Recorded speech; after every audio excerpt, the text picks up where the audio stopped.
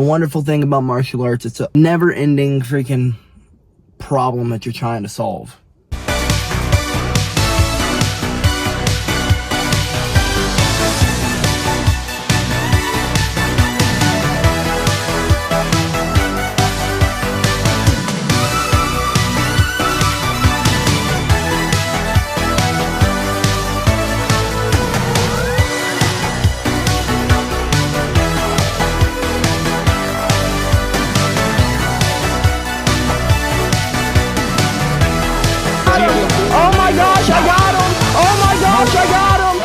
Good morning, folks, and happy Monday. You know, I think I did something this morning I have probably never done, but I woke up feeling like I had been hit by a truck and like I was drowning. I had a major freaking migraine. It's starting to seep away,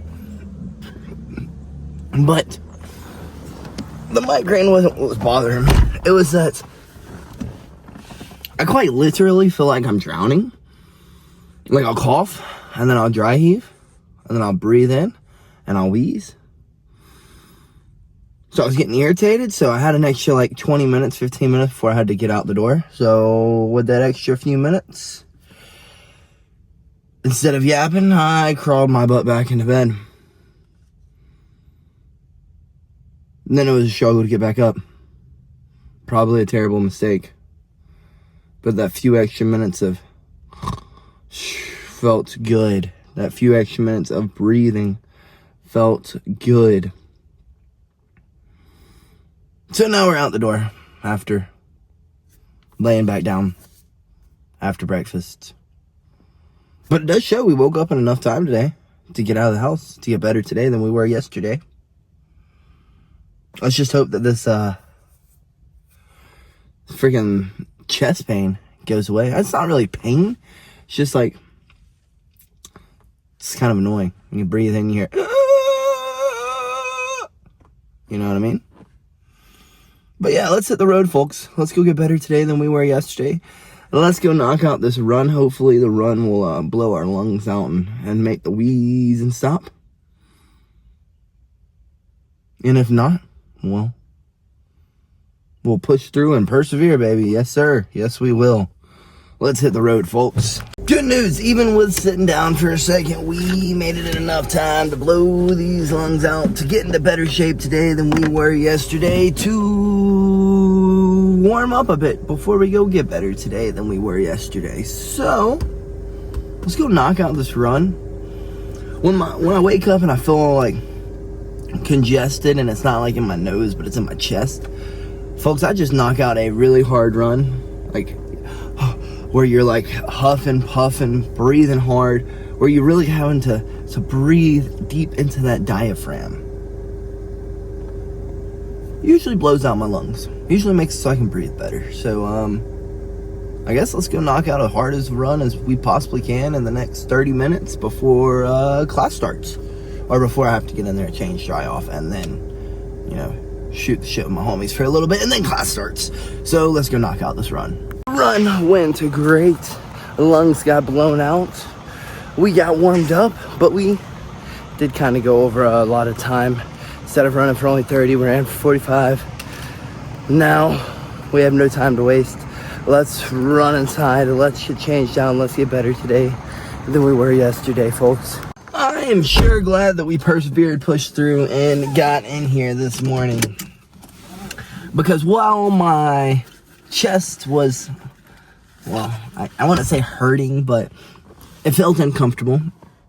We had a bit of a migraine, a little tummy ache as well. We got up here, we knocked out the run, we blew out our lungs, and once we got to rolling, honestly, folks, we felt pretty good. We felt pretty freaking good. There's about no better feeling in the world than getting a little bit of rolls in, trying to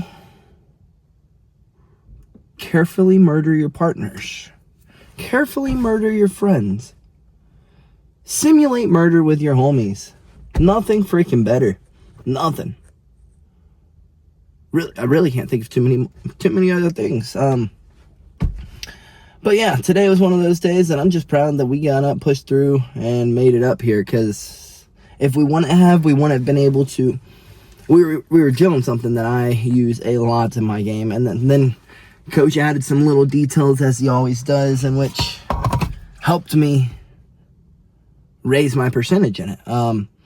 We're just working on tilts, but a tilt in which I use a lot, because in MMA, a lot of times people aren't going to just stay on their back. And jiu-jitsu, like ADCC rules, a lot of times people aren't going to just stay on their back.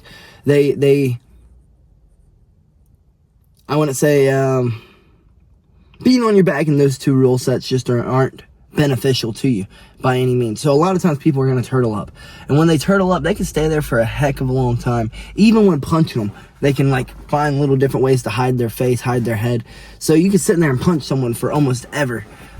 And if you can't open them up and take their back, or off balance them, kazushi them, maneuver them, tilt them, then you make them open up, you're just wasting your time. I mean, you did all this hard work to get to one of the more dominant positions, one of the places where you can kind of just chill. I mean, they got to figure out how to work. You can kind of chill. You did all that work for nothing, because if you don't know how to tilt them, then they're just going to either sit there forever, build back up, or roll back to their back, in which you just lost everything you worked for. I know I said that there are certain situations, and even in a fight or in ADCCs, where rolling to your back may be beneficial.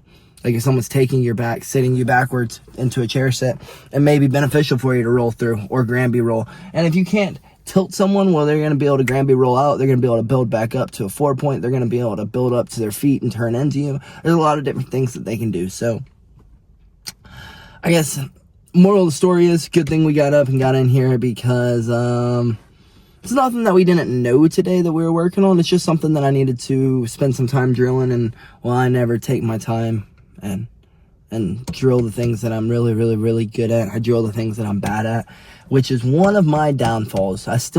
You still need to drill the things that you're bad at, drill the things you're good at, even though if you're really, really, really proficient in them. It's like a jab. Like, I have a great jab, but guess what? I still get in every day and throw at least 100 plus jabs, 1,000 jabs a day,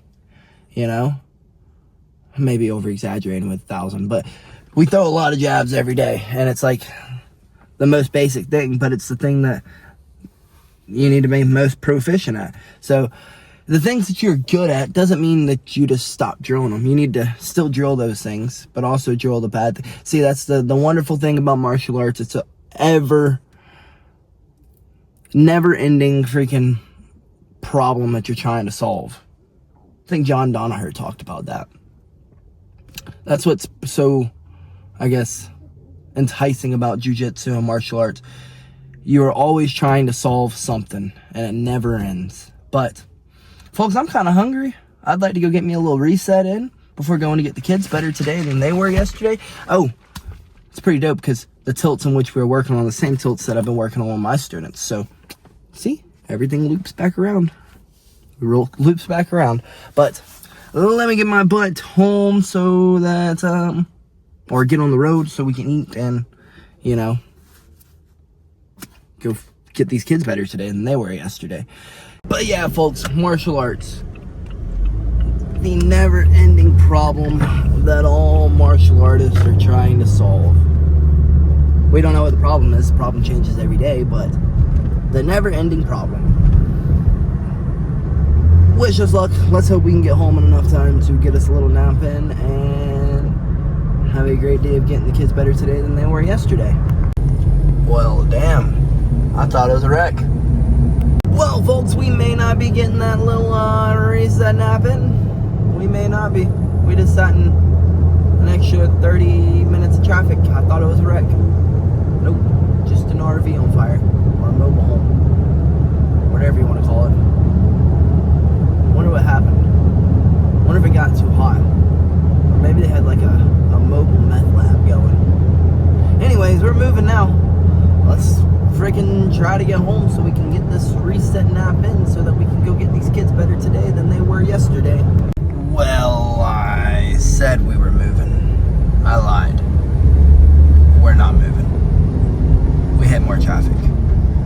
Wish me luck. Holy freaking cow. Traffic was not our friend, as y'all saw. But we have finally made it home with about an hour before we got to be back out the door and out of the house to go get the kids better today than they were yesterday. So I'd say we have enough time to go get us a teensy little reset in before we, well, go get them better today than they were yesterday. So let's park and let's get our butts inside. Close our eyes for a sec. Think about the game plan for today. And get back up and go do it all again. Well, that was quite the struggle to get back up after that marvelous reset, but we did it. We're back up. And we are headed to go get these kids better today than they were yesterday. And as of right now, it looks like we should actually be on time. So, I guess, let's get there, folks. Let's go get these jokers better today than they were freaking yesterday. Shout out to whoever freaking left this, stinking front row parking open, because, without it, we would be late. Let's get in here and let's knock out the lesson of the day, and we will yap about the lesson of the day when we get out of here, because, well, I know I said I wasn't going to be late. I'm not late. I'm just right on time. So let's get in here before we are late. Kids class went just flipping phenomenal, folks. We ended up working a Henzo roll today, just like we did last Wednesday, because we've been on like this little tilt series, and you only really have two options when you're tilting someone. Either take them over their back foot, sit them to their butt, or you can take them over their shoulder. So I was trying to stress it with them, and we had a larger class today than we did on Wednesday, and a lot of people who were not there on Wednesday were there today, and people who were there on Wednesday weren't there today. So I went ahead and went through with the same exact game plan that we had on Wednesday, and it seemed to work pretty well. Like, just about everyone in the room ended up getting it. They may have not gotten the full Henzo roll, being able to go completely over the head, but they were able to get like a variant of it, so they can at least do a shoulder tilt and be able to go over the shoulder if their opponent, when they go to tilt them over the foot, isn't allowing them to tilt them back and sit them back.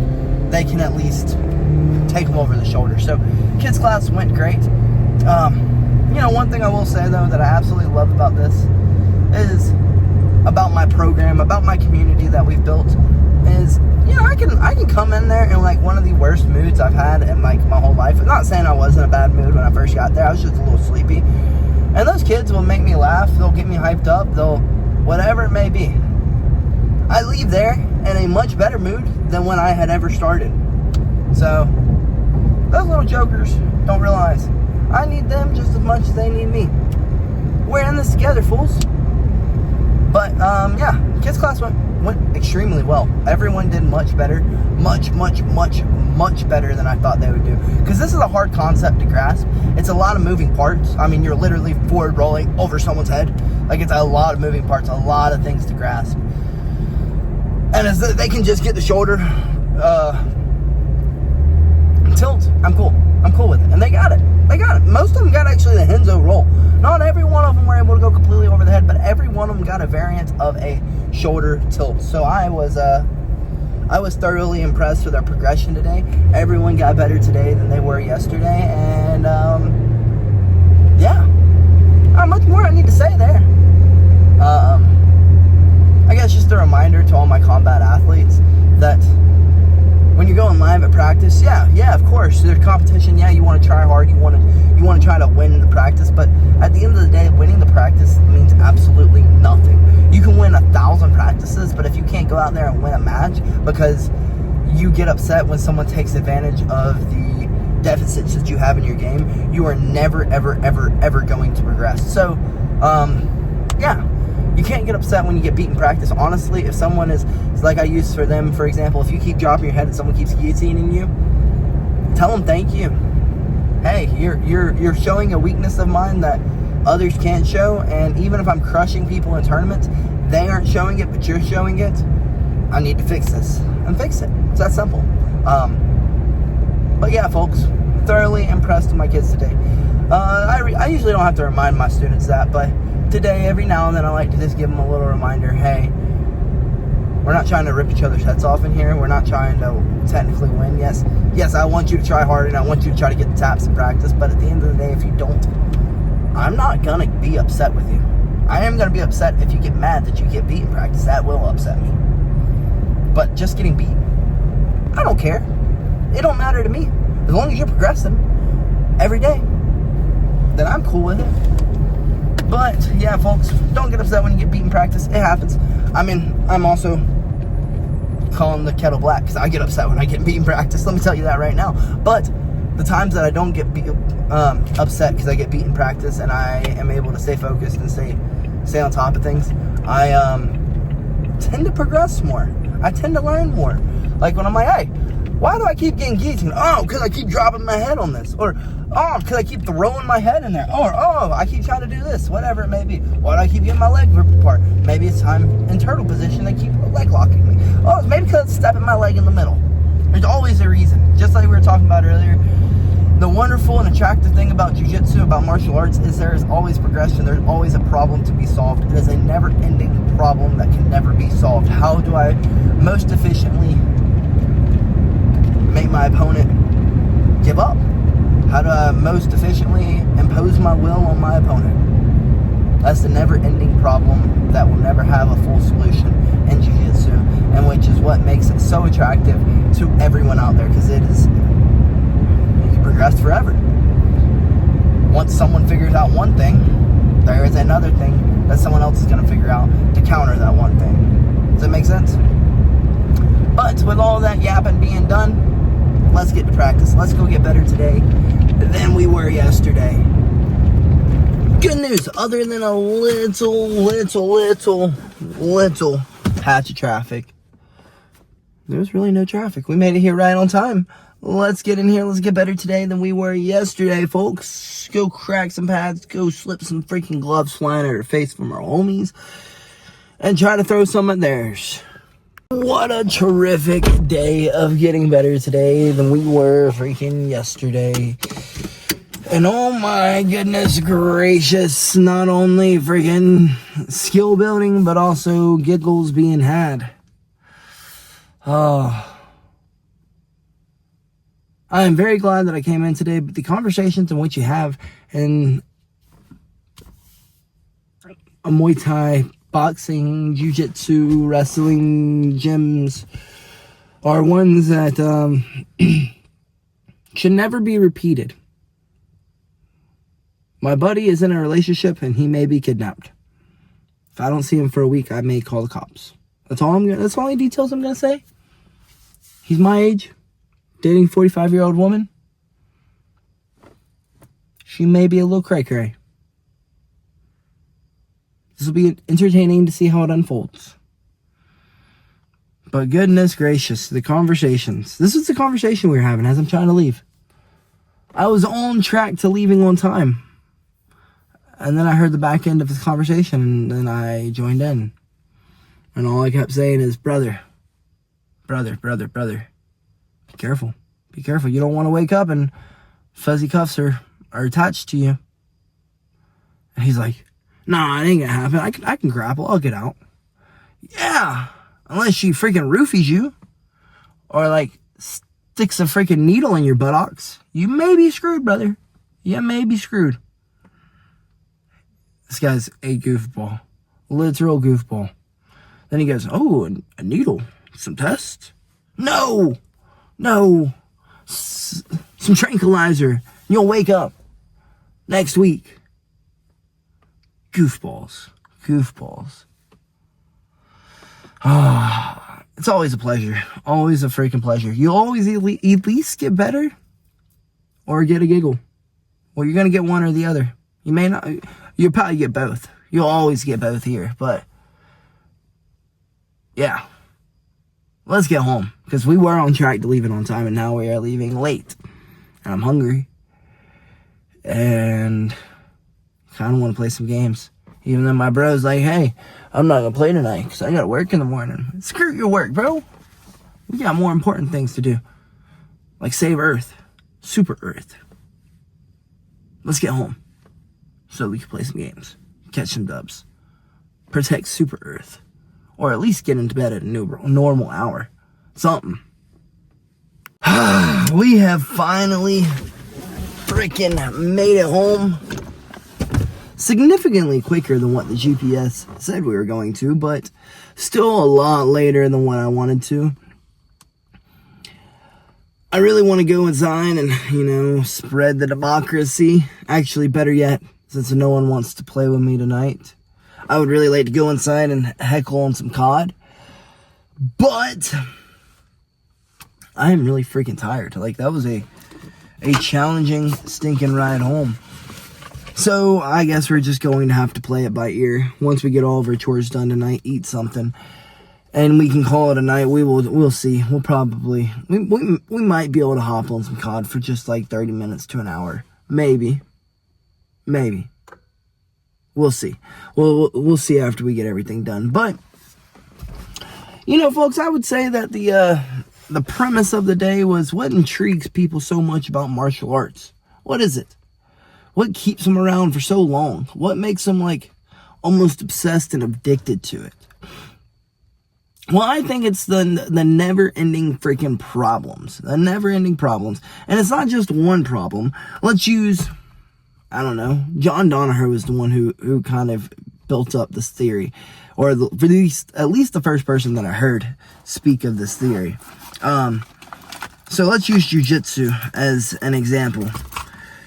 Once you touch hands with an opponent, our goal, we both have one goal. Our goal is to impose our will on each other and cause each other to tap, fall asleep, or break a limb, right?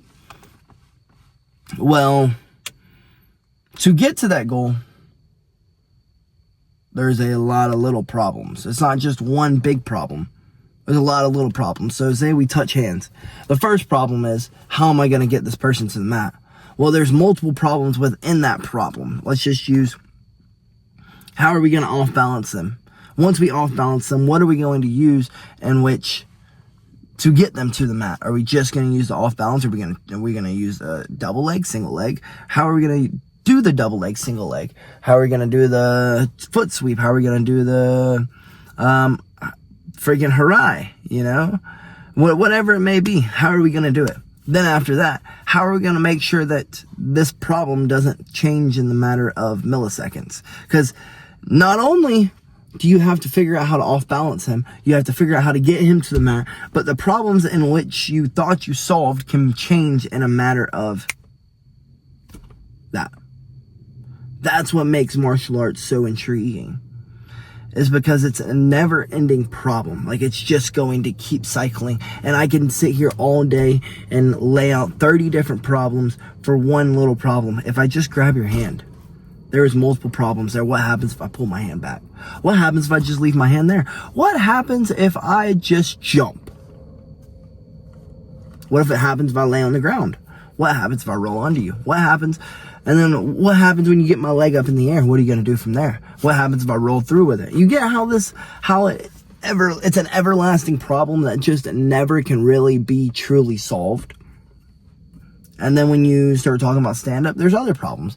How am I going to disrupt his pattern enough to be able to throw whatever freaking 1, 2, 3, 4 techniques? Technically, there's other techniques to go in there, but punch, elbow, knee, kick. But then you can get even more detailed. There's a roundhouse, there's a leg kick, there's an inside leg kick, there's a back leg kick, there's a head kick, there's a liver kick, there's a kidney shot. The list goes on. There's a teep, there's a front jab. the front foot jab. The list goes on forever. You know what I mean? How hard am I going to push them? And what am I going to do? How am I going to make sure that when I teep them and I throw this head kick, it's going to land? How I'm going to make sure that the problem doesn't change instantaneously. And then when you make it into MMA, oh my gosh.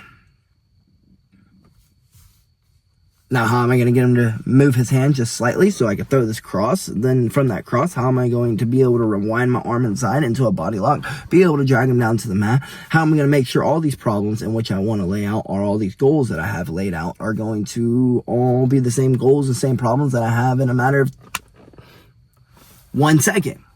You know, that's what makes martial arts so interesting. It's not really even how to defend yourself. That doesn't really matter. You're never going to really have to defend yourself in life, folks. Like, people think you do, but if I have to fight you, I'm probably going to have to use something else, you know?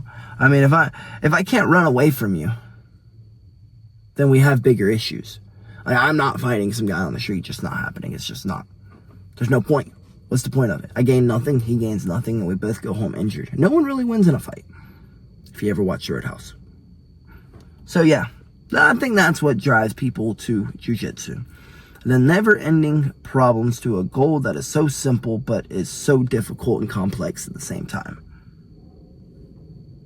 What a great day of it. And not to mention the camaraderie, the laughs, the giggles, the conversations that can only be had in a gym that I can't even really go into detail about today because, I mean, we will probably get banned from the whole entire platform. And honestly, I'm not going to throw out his business like that. Like, you know what I mean? That's just weird. But yeah, the conversations you can only have inside the gym, that's also part of it. But yeah, folks, I think that's what drives people to it.